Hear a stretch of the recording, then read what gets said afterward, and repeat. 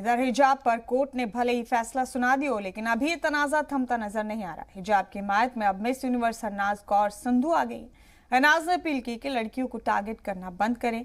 वो जिस ढंग से जीना चाहती हैं उन्हें जीने दिया जाए।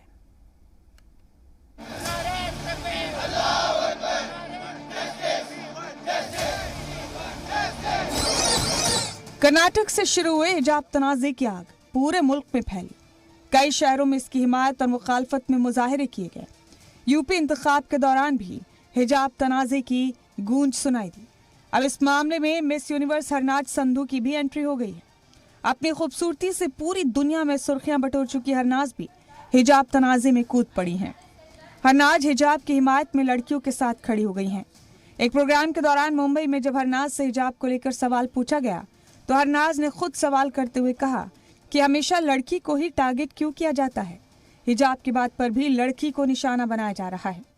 Well, honestly, हमेशा लड़की को ही टारगेट क्यों करते हो आप? अभी भी मेरे को ही टारगेट कर रहे हो आप। हिजाब की बात में भी आप लड़की को टारगेट कर रहे हो। उसको जीने दो जिस ढंग से वो जीना चाहती है, उसको अपने मुकाम तक पहुंचने दो, उड़ने दो। वो उसके पैगाम है, वो उसके पर है।